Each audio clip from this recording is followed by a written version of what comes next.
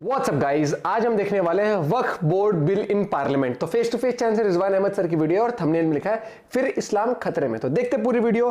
Channel में तो please subscribe और इसके रिलेटेड आप भी अपना पॉइंट ऑफ व्यू शेयर करेंगे और हम भी वीडियो की बात करेंगे जरूर। 1 2 3 गो। आप देश को बांटने का काम कर रहे हैं, जोड़ने का काम नहीं कर रहे हैं। आप दुश्मन हैं मुसलमानों के, उसका सबूत ये बिल है। क्या कुरान में क्या लिखा है, फिका में क्या लिखा है, इस्लाम में क्या लिखा है, ये आप तय करेंगे या मैं तय करूंगा सर? हाँ तो साहब, फिर से एक बार इस्लाम खतरे में आ गया और सवाल उठने लगे कि इस्लाम में, कुरान में क्या लिखा है, ये कौन तय करेगा। ये वैसे ही इस्लाम खतरे में आया है जैसे जब तलाक़ बिद्दत के खिलाफ हम लोग आवाज़ उठा रहे थे तो ये लोग चिल्ला रहे थे कि इस्लाम खतरे में आ गया। ये वैसे ही इस्लाम खतरे में बता रहे हैं जैसे शाहबानों के टाइम पर एक गरीब महिला अपने लिए 300 रुपये महीना मांग रही थी तो कह रहे थे इस्लाम खतरे में आ गया। ये वैसे ही बताते हैं कि इस्लाम खतरे में आ गया जैसे कुछ दिन पहले एक मुसलमान महिला फिर से सुप्रीम कोर्ट पहुंची थी और सुप्रीम कोर्ट ने कहा नहीं, इसका खर्चा तलाक के बाद मिलेगा। ये वैसे ही इस्लाम खतरे में बता रहे हैं जैसा इन्होंने ट्रिपल तलाक के बाद बताया था कि शादीशुदा नए लड़कों को, मुसलमानों को जेलों में भरने का, डालने का ये मंसूबा है और उसके बाद 3-4 साल में ये ना बता पाए कि ट्रिपल तलाक लॉ के चलते कितने मुसलमान मर्दों को जेलों में डाला गया। इन्हीं जलीलों पर, इन्हीं कमीनों पर आज बात करूंगा। कल धुनाई भी करी है, इंटेलेक्चुअल सवाल भी पूछे जिनका जवाब नहीं मिला और सरकार से जो मेरी शिकायत है इस बिल के बाद भी जो पार्लियामेंट्री कमेटी को फॉरवर्ड कर दिया गया है, जो सरकार को लेके अभी भी मेरी शिकायत है इस बिल को पढ़ने के बाद, वो भी आप लोगों के सामने रखूंगा। कमेंट्स में ज़रूर बताइएगा कंटेंट और मेरे नाराज़गी और मेरे आर्गूमेंट कैसे लगे। फेस टू फेस बेधड़क और बेधड़क सॉरी वो हेलो, नमस्कार, सत श्री अकाल, अस्सलाम वालेकुम। कैसे हैं जनाब? तो साहब वही डिबेट हो रहा था, हल्ला मच रहा था मेरे बोलने से पहले। इस्लाम ख़तरे में है, ये ख़तरे में हैं, ज़मीनों को हड़पने का मंसूबा है। जब सारी बात हो गई तो साहब मेरे पास कमेंटेटर आए तो मैंने एक मासूम सा सवाल पूछा। आप लोग देख रहे होंगे ना कि आप अमेंडमेंट क्यों कर रहे हैं, वक्फ एक्ट में ये क्या कर रहे हैं, गलती कर रहे हैं, क्यों छेड़छाड़ कर रहे हैं। तो मेरे मासूम सा सवाल सुनिए पहले आप। जी शुक्रिया, जय हिंद, वंदे मातरम। देख लीजिएगा बीच में कोई ना बोले। जी कोई नहीं बोले। पहली चीज़, अमीश भाई बहुत डायलॉग सुने, कोई इस्लाम का, ये इस्लाम का मैटर है, कुरान का मैटर है, फलाना है और कोई इंटरफेयर नहीं कर सकता। आज बहस भी देख रहा था। ये बताइए अमीर जी, ये जो बिल आया था, ये एक्ट जो बना था, ये 1955 में वक्फ एक्ट बना था। बड़ा मासूम सा सवाल है, 1955 में ये वक्फ एक्ट बना था। सरकार ने इसमें छेड़छाड़ 1995 में भी करी, अमेंडमेंट लेके आई। सरकार ने इसमें छेड़छाड़ 2013 में भी की, अमेंडमेंट लेके आई। यार जब 1995 में और 2013 में सरकार छेड़छाड़ कर रही थी तब तो इस्लाम खतरे में नहीं आया था, तब तो कुरान खतरे में नहीं आया था। वो अमीश इस मारे नहीं आया था क्योंकि वो छेड़छाड़ के दम पर जमीन के लुटेरों को फायदा हो रहा था। अगर इस्लाम खतरे में था तो 1995 में अमेंडमेंट का प्रोटेस्ट करते ना, जैसे आज कर रहे हो। लेकिन जहां पर तुम्हारा फायदा हो रहा था तुम अमेंडमेंट के लिए चुप रहे, जहां तुम्हारा नुकसान हो रहा है तुम कह रहे हो इस्लाम खतरे में है। ये है इन लोगों का दोहरा चेहरा। जी आई बात समझ में। और जो मैं बोल रहा हूं जमीन के लुटेरे, तो मेरे कोई मुसलमान भाई ये ना समझे कि मैं ये बोल रहा हूं कि जमीन के लुटेरे जो हिंदुओं की जमीन लूटते हैं। ना ना ना ना, अभी इसी डिबेट में भी बताया और अभी बताऊंगा भी और नाम लेके बड़ी जिम्मेदारी से बताऊंगा। यहां जमीन के जो लुटेरे हैं वो मुसलमानों की जमीनें जो अल्लाह के और इस्लाम के नाम पर लोग दे के गए, अच्छी नीयत के मारे दे के गए कि इससे जो किराया आएगा या इस जमीनों से जो आमदनी होगी वो कहीं ना कहीं कौम की महिलाओं के, लड़कियों के, बच्चों को पढ़ाने के, स्कॉलरशिप के, या किसी तलाकशुदा महिला को की मदद करने के लिए या किसी बेवा की मदद करने के लिए वगैरह वगैरह, इसके लिए जो पैसा काम आएगा उसे जमीन के मुसलमान लुटेरे उसी जमीन को लूटते हैं। लाखों एकड़ जमीन है और पूरे हिंदुस्तान में किराया आ रहा है 150-200 करोड़। लाखों एकड़ जमीन का ये लुटेरों से ये मतलब है। और इस लूट के चलते एक दाएं हाथ से मुसलमानों की जमीनें लूट रहे होते हैं और मौका मिलते ही बाएं हाथ से किसी गरीब गैर मुसलमान की जमीन लूट रहे होते हैं। और अगर मैं कहूं कि गुर्बत का कोई मजहब नहीं होता तो दोनों की जमीनें गरीबों की लूट रहे होते हैं वक्फ के नाम पर, और उसे थ्रो अवे, माटी भी महंगी है, उससे उसे मूंगफली का छिलका उस दाम पर किराए पर देकर लोग अपने वहां से नोट अपनी जेबें भारी कर रहे हैं। यह मेरा मतलब था। तो अगर तुम्हें ये मानते हो कि एक्ट के साथ छेड़छाड़ नहीं होनी चाहिए तो 1995 में भी बवाल करते ना, 2013 में भी करते ना, और वहां पर तुमको जो अधिकार छेड़छाड़ के दम पर मिल रहे थे वो तुम्हें हड़पने में किसी चीज का फायदा पहुंचा रहे थे, चाहे वो हिंदू की हो चाहे मुसलमान की हो, वो हड़पने में तुम्हारा फायदा पहुंचा रहे थे।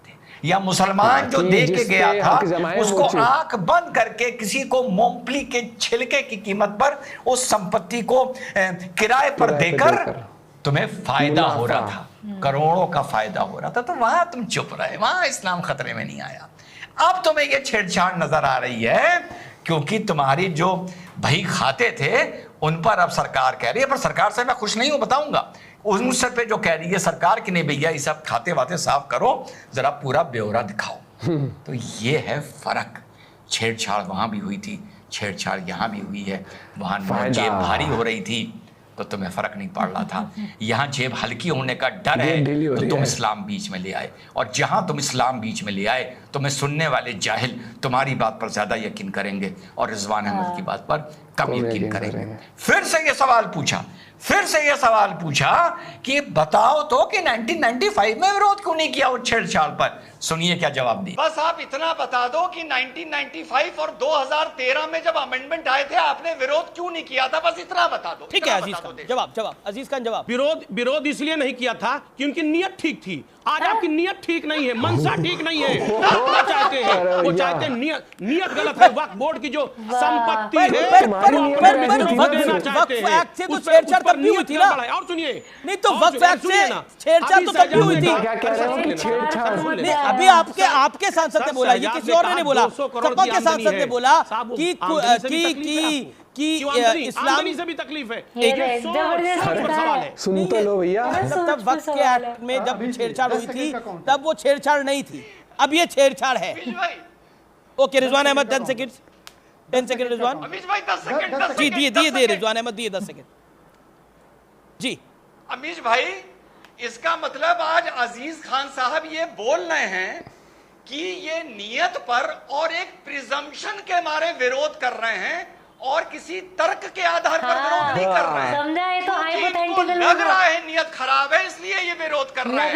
अरे मेरे भाई ये कौन सा लोकतंत्र है जहां पर नियत का भी आपको पता चल जाता है अजीज भाई। हाँ तो अजीज क्या बोला आप लोग ने सुन लिया। साहब आप तर्क पर आर्गुमेंट करिए ना। अब इस टाइम तक बिल आ चुका है, बहस हो चुकी है।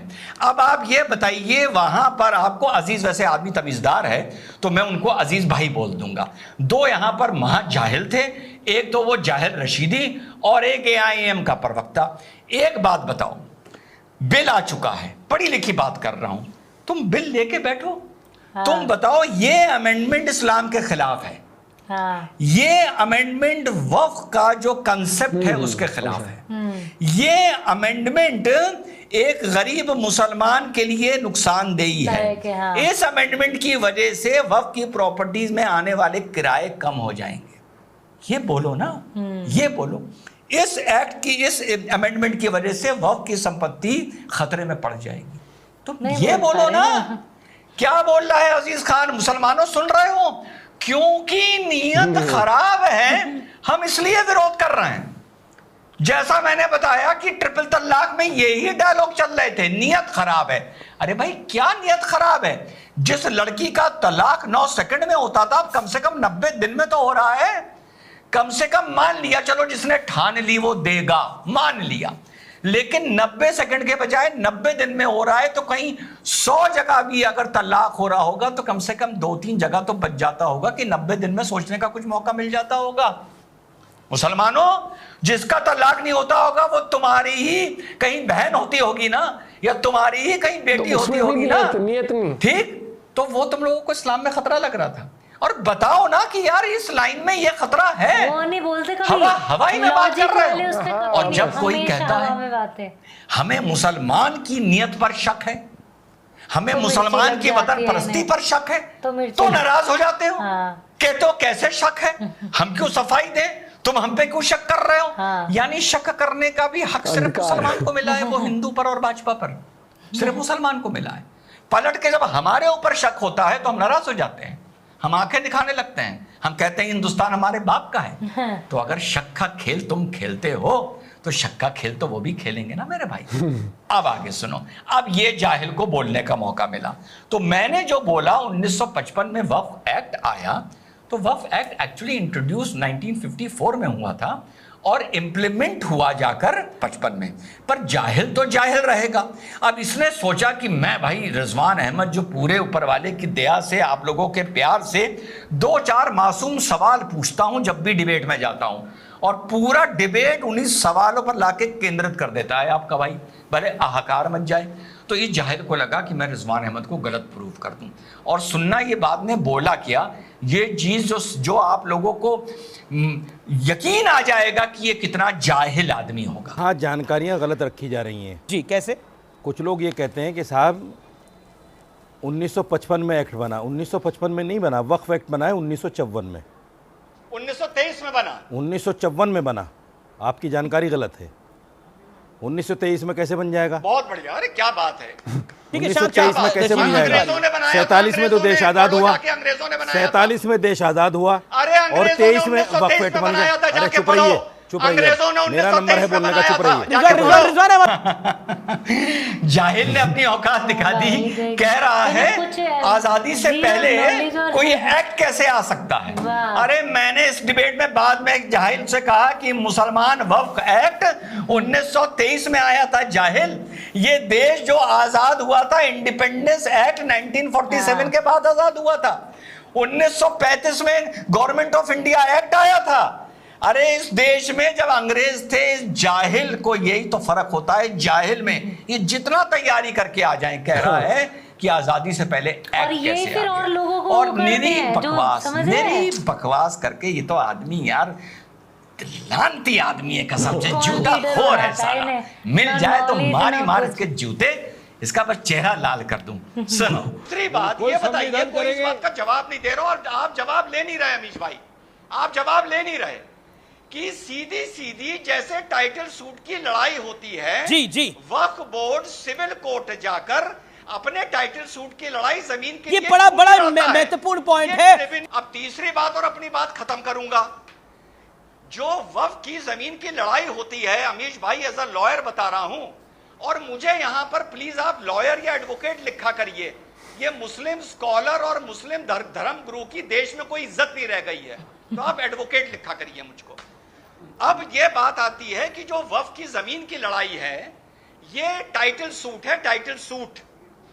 तो टाइटल सूट को टाइटल सूट की तरह लड़ो।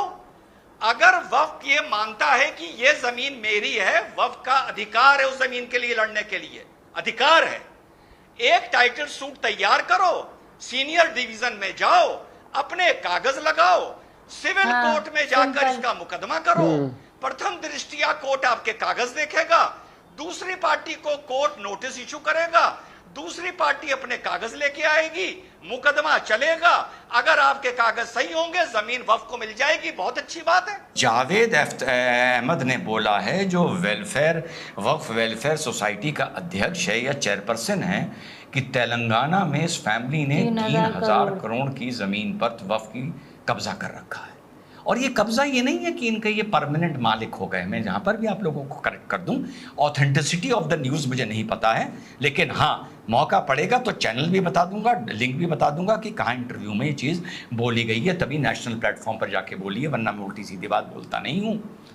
तो भैया ये होता ये है कि साहब एक ज़मीन है या एक प्रॉपर्टी है जिसका एक मार्केट रेट के हिसाब से मान लो 1 लाख रुपए महीना किराया है, जो वक्फ बोर्ड में जाना चाहिए। करते ये लोग ये हैं कि एक प्रॉपर्टी है जिसका किराया 1 लाख रुपए महीना है मान लीजिए, उसको 1,000 रुपए महीना पर किराए पर ले लेते हैं। और ये रूल है कि 30 साल तक एक आदमी एक प्रॉपर्टी से 30 साल से ज़्यादा अपने पास रख नहीं सकता। 30 साल बाद वो अपने किसी रिश्तेदार के नाम उस चीज़ को करवा देता है। 70 साल से ये गेम चल रहा है। मुसलमानों को इस चीज़ के लिए सरकार का शुक्रगुजार होना चाहिए कि इस चीज़ की मॉनिटरिंग होनी चाहिए। हिंदू की ज़मीन भी कब्जा करी जा रही है, मुसलमान की भी की जा रही है। मुसलमान जो अल्लाह के नाम पर, कौम के नाम पर देकर गया था मेरे साथियों, जिसका 1 लाख रुपए किराया निकल के, मैंने चलो मान लिया, फिर से दोहरा रहा हूं, कहीं कौम के काम आना चाहिए था, वहां पर 1,000 रुपए मिल रहा है मुसलमानों, और तुम इसी में खुश हो और इसी में जो तुम्हें बलगला रहे हैं और बहका रहे हैं। आगे मुझे लगता है किराए पे चढ़ा के दबा के। अब मैं बता दूं, मैं सरकार से नाराज हूं, फिर अपना वीडियो खत्म कर दूंगा। और नाराज हूं, बिल पूरा पढ़ा मैंने कल रात को बैठकर डिटेल में। डीएम का इन्वॉल्वमेंट होगा, फलाना होगा, सर्वे होगा, सब मान लिया। डीएम का भी इंटरफेरेंस होगा, फाइनल डिसीजन इसका होगा, 6 महीने के अंदर ट्रिब्यूनल अपना फैसला करेगा, जिसके आप अपील में जा सकते हैं। पहले आप रिवीजन में जा सकते थे, रिवीजन और अपील में थोड़ा सा फ़र्क होता है, वो कभी लीगल लेक्चर करूँगा तो डिटेल में बता दूँगा। तो ये सब चीज़ें मैंने मान ली, लेकिन इस डिबेट में जो मैं बार बार सवाल पूछ रहा था, उसका समाधान सरकार ने डॉक्टर सैयद रिजवान अहमद को नहीं दिया कि ये सब क्यों कर रहे हो, क्यों, वाई ट्रिब्यूनल, वाई। यार ये मुझे बड़ा आधा अधूरा लगा ये बिल, इसमें अमेंडमेंट की जरूरत है। यार सीधे ये कहो कि अगर वक्फ बोर्ड किसी जगह को क्लेम करता है, वो मुस्लिम को या हिंदुओं को, हिंदू की मैं बात नहीं कर रहा, मैं हमेशा बीच का रीजनेबल, लॉजिकल, लॉफुल रास्ता बताता हूं। चाहे सरकार हो, चाहे मुसलमान हो, चाहे हिंदू हो, चाहे नीट के स्टूडेंट्स हो, मेरा काम है लॉफुल रास्ता बताना। तो मेरे भाई, आपने, वक्फ ने कहा ये जमीन हमारी है, वो जमीन सत्य प्रकाश की है, सलीम अहमद की है, ये 2 मिनट के लिए भूल जाओ। आप अपने कागज तैयार करिए, खसरा खतौनी तैयार करिए, फलाना तैयार करिए। आप सिविल कोर्ट सीनियर डिवीजन जाइए, वहां पर एक प्रिंट डालिए, वहां पर एक वाद दाखिल करिए, कोर्ट उस चीज को देखेगा। कोर्ट दूसरी पार्टी को, जिसको आप पार्टी बनाएंगे, नोटिस इश्यू करेगा, तारीख बताएगा, वो अपने कागज लेके आएंगे। कोर्ट को अगर कोई शंका होगी तो कोर्ट अपनी कोर्ट से कोई कमिश्नरी भेज सकता है, चेक करने जो के लिए, कोर्ट के आदेश पर एक सम्मानित वकील जाता है, सरकार उसको सपोर्ट करती है कि आप जाके ये वहां से रिपोर्ट लेके आइए। या कोर्ट डीएम को आदेश दे सकता है कि इस प्रॉपर्टी की रिपोर्ट 3 महीने के अंदर आप हमारे कोर्ट में करिए। डीएम एडीएम से बोलेगा, एडीएम एसडीएम से बोलेगा, एसडीएम तहसीलदार से और आपके लेखपाल से बोलेगा, उसकी रिपोर्ट आ जाएगी, डीएम का उस पर साइन हो जाएगा। अब सिविल कोर्ट में 3 कागज होंगे, एक वक्फ का जो क्लेम है, एक जो अपोजिट पार्टी ने अपनी तरफ की बात रखी है, और एक जो सरकार की डीएम की रिपोर्ट आई है। और उन तीनों डॉक्यूमेंट्स के आधार पर आप एक समय बता दीजिए कि साल भर के अंदर सिविल कोर्ट को इस पे अपना फैसला सुनाना है। किसको क्या भाग देना है, जैसे एक टाइटल सूट में होता है। मैं ये सोच रहा था कि ये अमेंडमेंट आएगा, और मैं इतने दिन से यही बात आर्ग्यू कर रहा हूं, लेकिन फिर वही ट्रिब्यूनल होगा और ये होगा और वो होगा। पहली चीज। दूसरी चीज, जितनी भी ये प्रॉपर्टी है, इसका रेंट पर कितने में ये प्रॉपर्टी रेंट पर उठनी चाहिए और उससे कम पर नहीं उठ सकती है। ये डीएम का सर्कल रेट तय करता है। सर्कल रेट होना चाहिए। ये प्रॉपर्टी का जो रेंट है ये 1 लाख रुपए महीना है, प्लस माइनस 10% सर्कल रेट के हिसाब से। अब चाहे वो प्रॉपर्टी कोई मुसलमान आके ले, या कोई हिंदू आके ले, या कोई बैंक आके ले, ये अलग सब्जेक्ट है, क्योंकि तुमको उस 1 लाख रुपए से मतलब होना चाहिए, उसका रेंट एग्रीमेंट वक्फ बोर्ड के साथ हो जाए। तुम्हें मुसलमानों उस 1 लाख से मतलब है, या उस 1000 से मतलब है जो चार मीनारा का जाहिल दे रहा है, जो जावेद अहमद आरोप लगा रहा है कि 3000 करोड़ की संपत्ति पर बैठा, और ऐसे ना जाने कितने लोग बैठे हैं। दूसरी ये चीज होनी चाहिए, और तीसरी ये चीज होनी चाहिए, जो वक्फ की प्रॉपर्टी में जितना भी किराया आ रहा है वो कहां कहां इस्तेमाल हो रहा है, ये भी गवर्नमेंट को पूछने का अधिकार होना चाहिए। ये भी पूछने का, जैसे मंदिरों में होता है। तो इस तरह से हर चीज का अगर नियत साफ है, बीच का रास्ता निकाला जा सकता है। आप लोग मिशन भारत में मेरी मदद करते हैं, मेरा समर्थन करते हैं। कल को मेरे पास कोई डीएम का लेटर आता है कि साहब कितनी ज़मीन है, ये ज़मीन आपने कहाँ से ली, कितने बच्चे हैं, उनका नाम बताइए, उनके आधार बताइए, टीचर कौन पढ़ाने आते हैं ये बताइए, आपके पास पैसा कहां से आता है ये बताइए, और पैसा कहां खर्च होता है ये बताइए। तो मैं ये जवाब दूंगा कि साहब 14 दिन का मुझे समय दे दीजिए, पूरी फाइल बना के डीएम के दफ्तर में जाके पेश कर दूंगा और एक उसकी रिसीविंग ले लूंगा। इस चीज से मुसलमान को परेशानी है क्या चीज? कागज से और सर्वे से मुसलमान को परेशानी क्यों है? जब हम कुछ संस्था चला रहे हैं लाइक मिशन भारत, जब हमें नहीं है, वो इस मारे है क्योंकि तुम्हारे लीडर वहां पर चोरियां कर रहे हैं और तुम्हें पता है चोरियां कर रहे हैं, लेकिन तुम इतने मूर्ख और इतने जाहिल हो कि तुम समझ ही नहीं पाते कि कौम का नुकसान हो क्या रहा है। ये एक चीज है, बहुत अच्छा कदम है, पर इसको इंप्रूव करा जा सकता था। मुझे लगता है आगे भी इसमें कहीं ना कहीं कोई ना कोई कंफ्यूजन बना रहेगा। जय हिंद, वंदे मातरम, खुदा। ये बहुत सही बारीकी से सर ने पॉइंट ऑफ व्यू रखा। और एक तो मुझे उनकी बात में कि पहले नियत में खोट नहीं था, अब नियत में है। अब हाँ, ये बता, पहले अमेंडमेंट हुई तो दिक्कत नहीं हुई, आप कोर्ट जाते हो, ये तो हो गया जज साहब ये हंस रहा है, नहीं इसी ने करा है पक्का। फिर तो मतलब जज के पास आप जाते हो, जो फैसला आपके हक में सुना तो ये जज बढ़िया था, नहीं सुनाया तो ना ये जज तो गलत है। वाह भैया वाह, तुम्हारे लिए अमेंडमेंट हो रही है। जज साहब ये हंस रहा है, कुछ तो गड़बड़ है, मतलब ऐसे नहीं होता ना। अमेंडमेंट अगर हो रही है, किसी को सही लग सकती है, किसी को गलत लग सकती है, लेकिन जो हो रही है वो लॉजिकली तथ्यों के आधार पर हर एक चीज, जैसे उन्होंने बोला कि अगर कुछ बात होगी किसी जमीन पर हक है तो वो, और बहुत सही बोला उन्होंने कि किराया तय होना चाहिए, सर्कल रेट पर होना चाहिए। ऐसा नहीं कि लोग उठा लें 1000 रुपए में आपस में ही और आगे जाके उसको 50-50 हजार में उसको किराए पे भी दे रहे। बहुत सारी चीजें होती है जो कि एक समझने वाली बात है, और मुझे यही अंदाज सर का अच्छा लगता है कि वो अपनी बात बोलने में बिल्कुल नहीं हिचकते, सीधा बोलते, नाराज जिसको होना है भैया होता रहे। और ये चीज देखना कि वो बहुत इस चीज के नाम पर ना बहुत फ्रॉड भी होता है। हाँ, मुझे लगता है, क्योंकि तभी इसको और स्ट्रीमलाइन करना चाहती है सरकार भी हर एक चीज। दिल्ली में कितनी जमीन है वक्फ बोर्ड के अंदर? बहुत है। उसने बोला था केजरीवाल ने, एक उसका इंटरव्यू है कि अगर मतलब मैं ही उसमें रहा तो आने वाले समय में कभी जिंदगी में वक्फ बोर्ड के पास जमीन की कमी नहीं रहेगी, ये बोला था उसने। अपना पॉइंट भी शेयर करते हो दोस्तों। वीडियो थी, थैंक यू फॉर सजेस्टिंग। बाकी मिलते हैं वीडियो के साथ, बाय बाय, टेक केयर।